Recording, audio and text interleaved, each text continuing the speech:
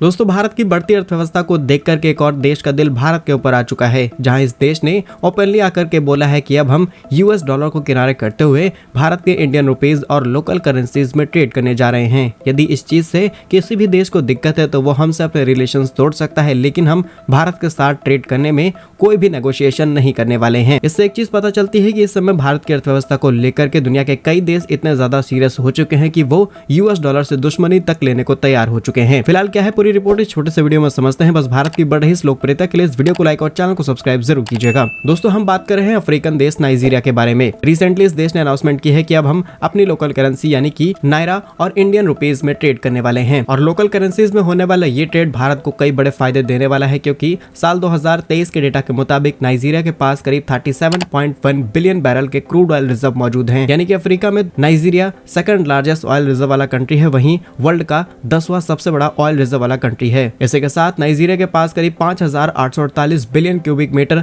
Natural gas मौजूद है। बड़ी मात्रा में ये नेचुरल रिसोर्सेज होने की वजह से चाइना ने नाइजीरिया को काफी ज्यादा कर्ज में दबा रखा है। सिर्फ चाइना नहीं बल्कि दुनिया के तमाम देशों ने नाइजीरिया पर दबाव बनाने की कोशिश की है और कई देशों ने काफी हद तक दबाव भी बना लिया है। लेकिन अब ये देश अपने सभी प्रकार के नेचुरल रिसोर्सेज और बिजनेस को डाइवर्स कर रहा है ताकि ये अपनी अर्थव्यवस्था को आगे बढ़ा सकें, और इसमें भारत इनकी काफी बड़ी मदद करने वाला है। रिसेंटली नाइजीरिया की तरफ से अनाउंसमेंट की गई है कि हम भारत के साथ मिलकर के लोकल करेंसीज में ट्रेड करेंगे। अगर हम बात करें लोकल करेंसीज में ट्रेड के फायदे क्या हैं, तो पहली चीज कि दोनों ही देशों को अपनी करेंसीज कन्वर्ट नहीं करानी पड़ेगी। इसे आप ऐसे समझ सकते हैं कि यदि किसी भी प्रोडक्ट को भारत से नाइजीरिया के अंदर एक्सपोर्ट करना है तो पहले हमें नाइजीरिया से पेमेंट रिसीव करनी होती है, और उसके लिए नाइजीरिया को अपनी करेंसी देकर के यूएस डॉलर लेने पड़ते हैं, जिसके बदले उन्हें कई चार्जेस देने होते हैं। फिर वो पैसा भारत आएगा और भारत आते ही उसे हम डॉलर से फिर लोकल करेंसीज यानी इंडियन रुपीस में कन्वर्ट करेंगे, तो उसके लिए भी चार्जेस देने पड़ते हैं। यानी कि एक ही करेंसी को 2 बार चेंज करने में 2 बार चार्जेस देने पड़ते हैं। लेकिन